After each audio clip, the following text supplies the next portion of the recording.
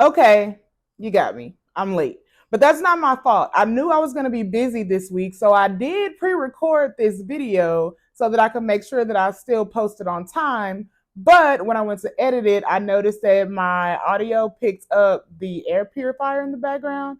So it screwed up my sound. It was a lot going on. Now I'm here having to re record, but that's not your problem. That's not your problem. And we don't have time for the formalities since I'm already late. So let's just jump right in. There was Milan Fashion Week, London Fashion Week. A couple of collabs were announced. There was some other fashion news that dropped. So again, let's jump right in.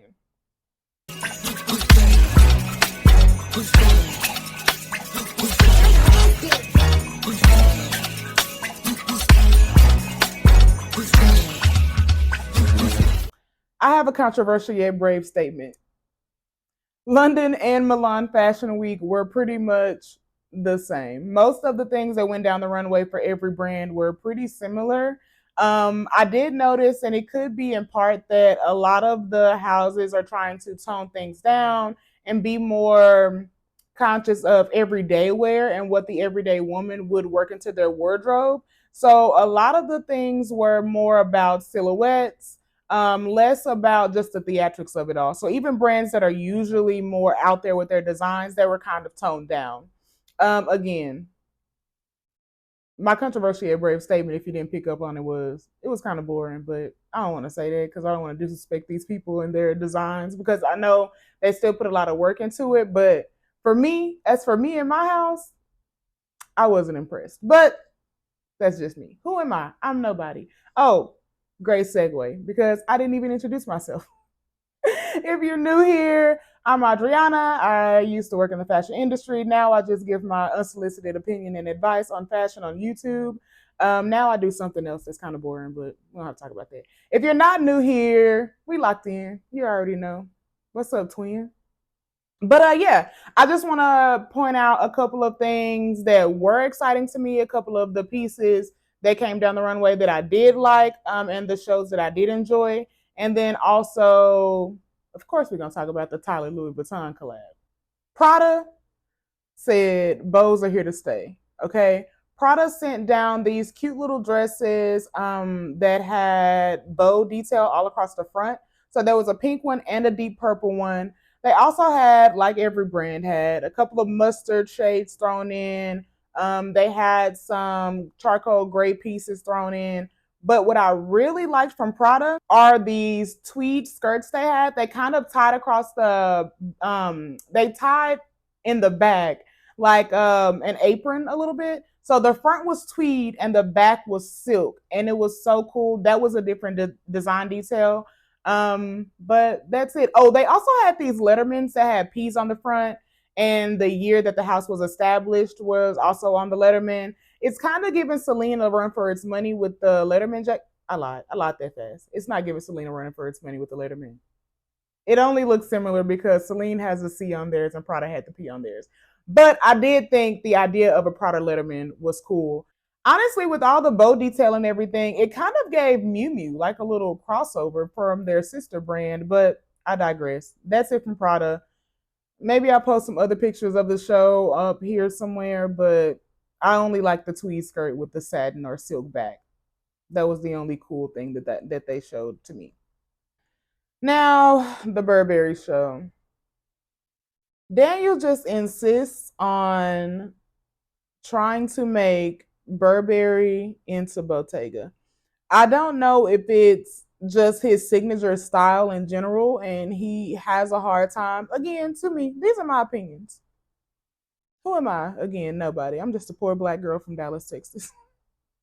But to me, it seems like his signature style is so strong and it's really good. Like I really like his designs, but raising the price point for Burberry and also making some of the pieces look so much like Bottega pieces.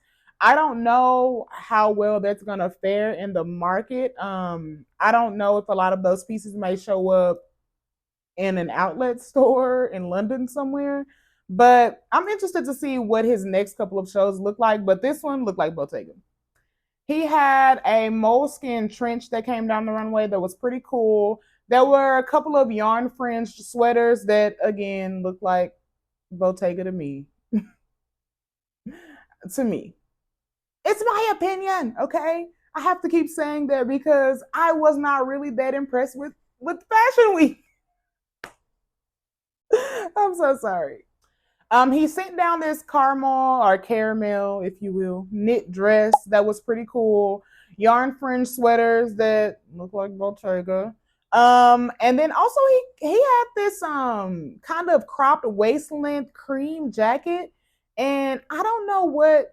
Let me look up and see what material that was. To me, it looked like Mongolian wool, but all I'm seeing is someone saying that it was boiled wool, and I don't know if that's right. Boiled wool. Now I need to Google what boiled wool looks like. Hold on, hold on. I'll be right back. 2 very boring minutes later. Maybe it was boiled wool. What do I know? But it was cute. Again, if you want to know what the new Burberry looks like for fall 2024, then just look up some Bottega. Now, Glenn did a cool thing for the Diesel show where he gave everybody a kind of backstage pass. He kind of broke the fourth wall. For 72 hours before the show, you got access to see live footage of the models, the casting, makeup, everything going on in the back. And then you could sign up to like watch the show from home.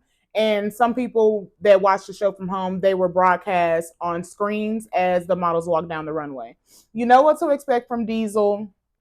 There was a cool like denim esque denim toned. It obviously it wasn't denim, but it was the color of denim.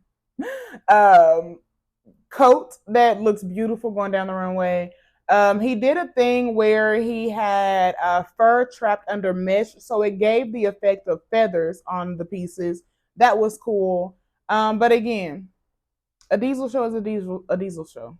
He also gave denim treated to look like leather. There were a couple of puffer jackets on the runway, so overall, it was a Diesel show.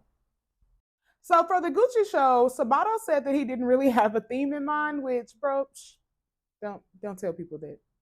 I'm sure stakeholders want to know that you have a clear idea of what you're going to send down the runway. So you probably should never say that you never really have a theme in mind. Just again, I feel like this video should be titled, "But What Do I Know?" For this show, the pieces were a little bit more streamlined for an everyday look. It's Gucci, so of course, there's going to be some kind of satin or silk midi dress with lace situation.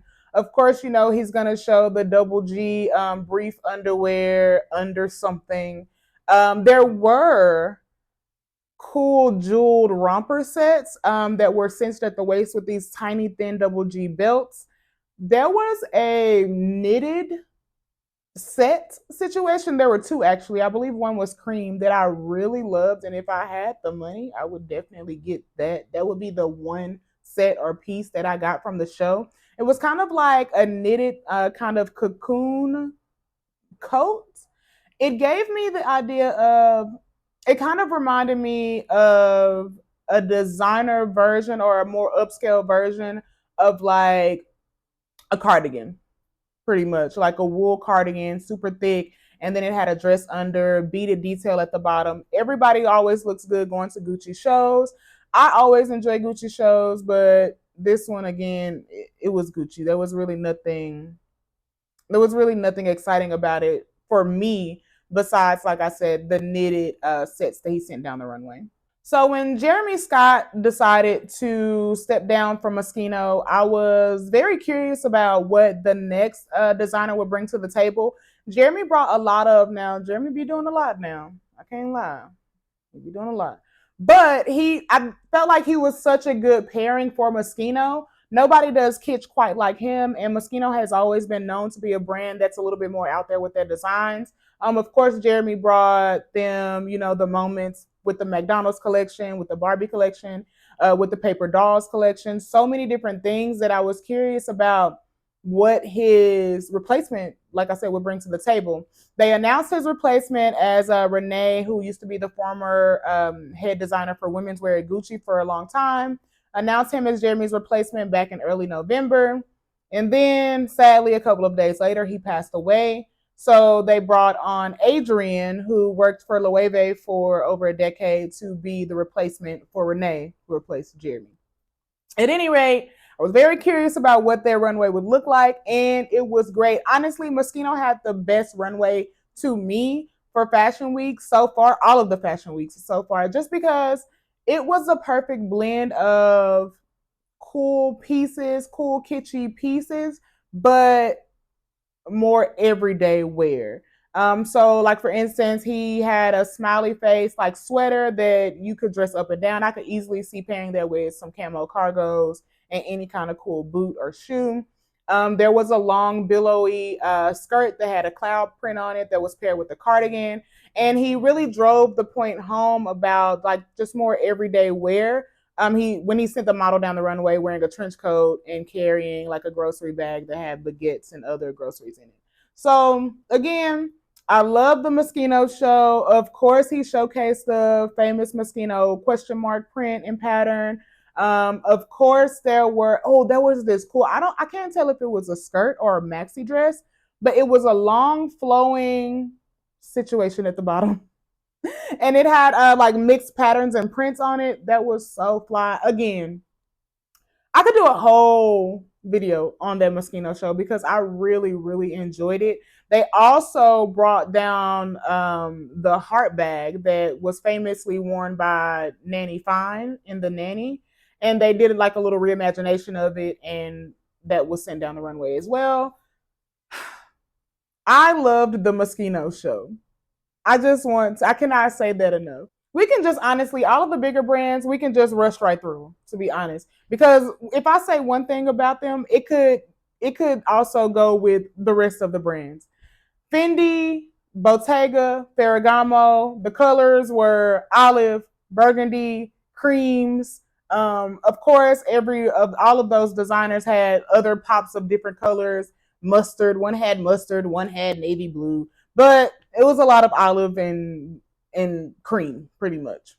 So again, Fendi, like all the other brands, was all about the function of life.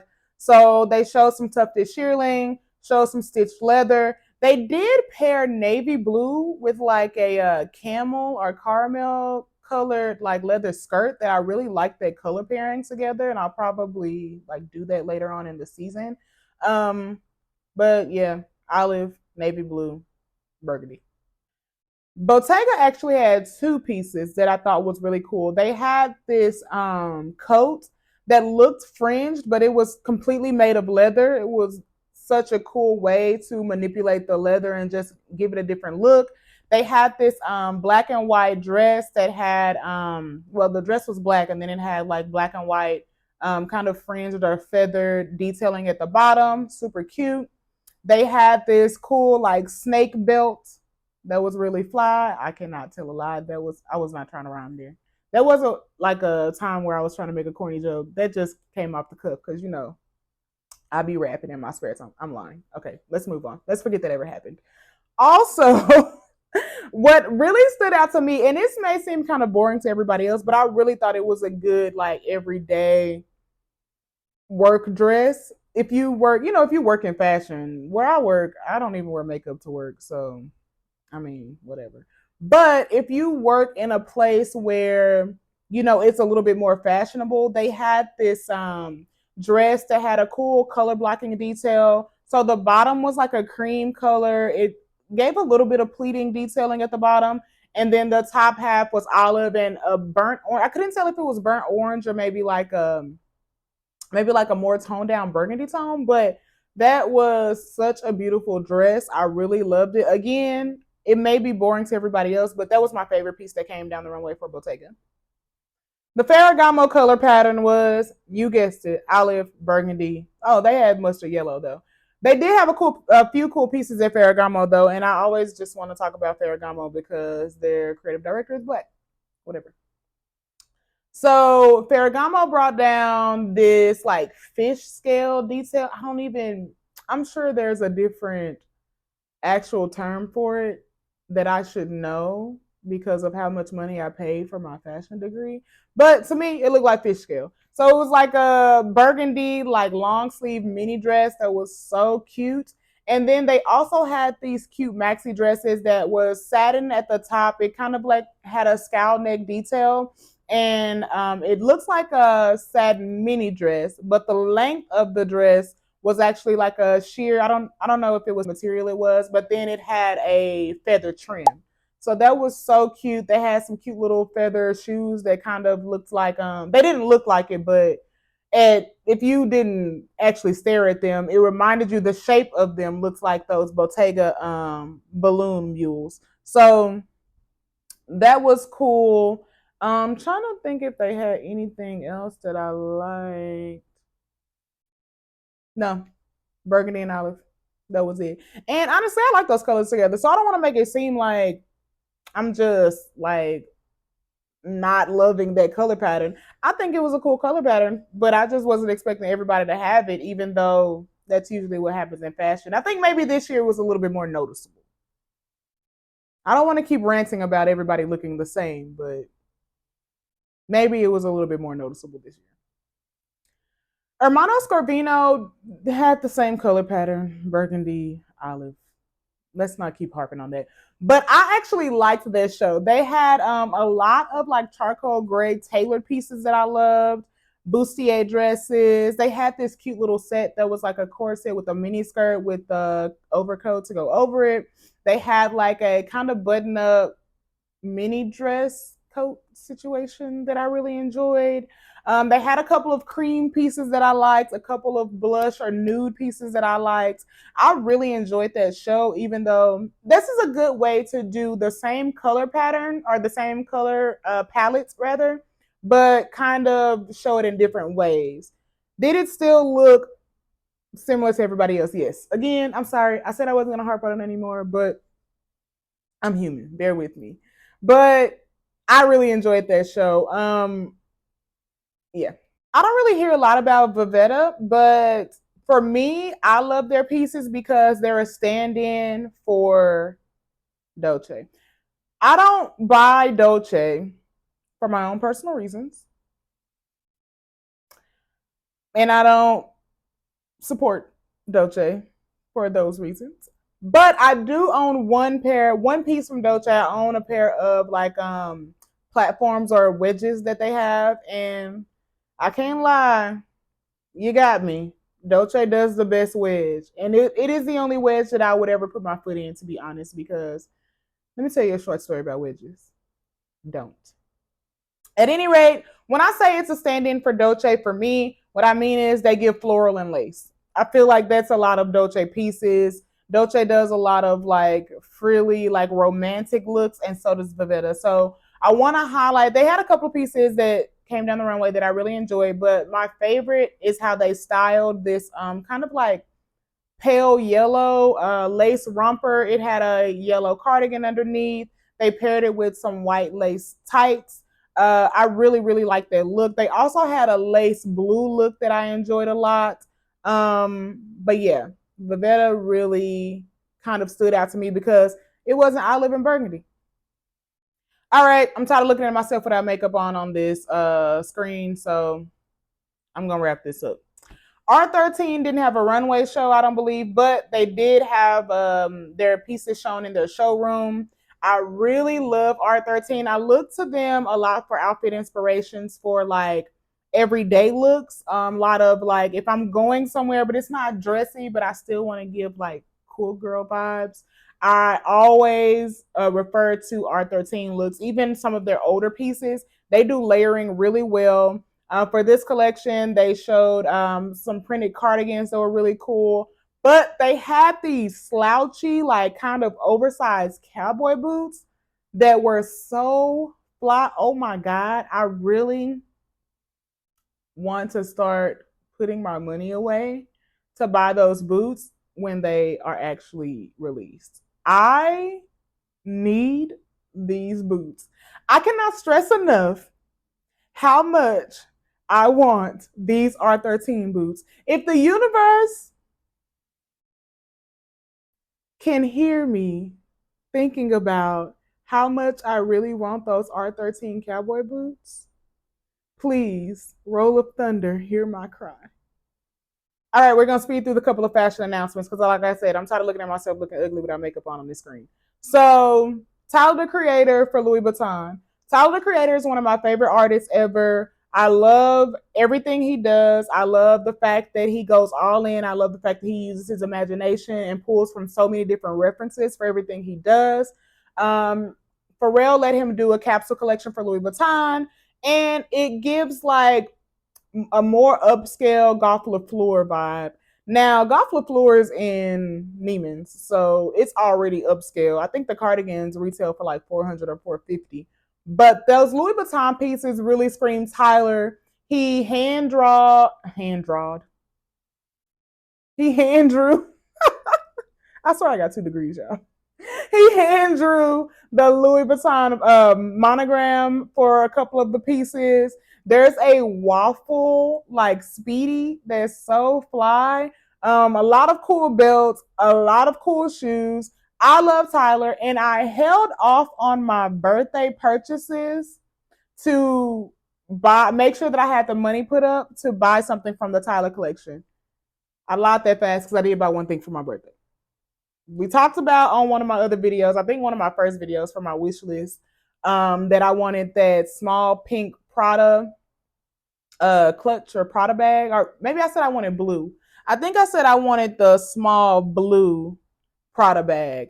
Then I realized I have a blue Chanel bag that's small, and I don't have enough money to be buying different bags in the same color yet. I'm trying to make sure that I have all of the colors before I start buying double colors. Okay. So I ended up getting, and maybe I'll like at the end, at the very end, I'll like add in or edit in an unboxing of the bag. But I did buy that small Prada beige bag for my birthday. You got me. I bought one thing. But I'm waiting to buy more things when the Tyler collab comes out next month. Sha'Carri Richardson, hometown hero. I'm from Dallas, so is she. She's the new face for the Jacquemus and Nike collab. Loved all the images. Anyway, I just had to point that out because Sha'Carri is from my neck of the woods. I always support her. I always support the home team. Moving right along. Oh, not moving right along. Because speaking of Jacquemus, Jacquemus showed a dress in that Nike collection. I think it's in the Nike collection. But they have a dress that looks exactly like a dress that Kylie Jenner is about to release for her Kai collection, and I still haven't. I'm not giving her none of my money, but I just thought it was funny how similar those dresses look because it's obviously a Jacquemus vibe. So I don't know. And Kylie is known for she doesn't really have her own personal. She doesn't really have her own personal style. I feel like her stylist just sees pictures of other people and just knows that Kylie can afford the pieces and pull it off because of her frame. And then she just wears that. So, anyway, at any rate, long rant to say Jacquemus and Sha'Carri Richardson, fire. Kai by Kylie Jenner and Jacquemus have a similar dress coming out, and we all know which one is going to have the cheaper price point, which is Kylie, but I'll still spring for the Jacquemus one. Last thing I want to point out, Diane von Furstenberg for Target. You know Target always has their designer capsule collections. They've done a few over the years. I do remember vividly the Fee Noel one because that's the only one that I actually really, really wanted. And I could never get any of the pieces. They all sold out in my size so fast. I don't know. Everybody who bought it can go to hell. There, I said it. I said it. Anytime somebody buys something before I can buy it, like everybody bought that mischief bag that I talked about last week, go to hell. Because I was on a wait list and then it sold out. Anyway, no hard feelings, but Diane von Furstenberg for Target is coming. You know it's going to be a million wrap dresses. So thanks for staying. I really appreciate it. Next week, I'll have on makeup again, so I won't look like a naked mole rat. And yeah, next week I'll talk about Paris Fashion Week. I'll talk about any other fashion news that comes out throughout the week. It is Tuesday, so who knows? It still may be something fun coming out. Yeah, so join me next week and stay tuned for that unboxing. Have a good one.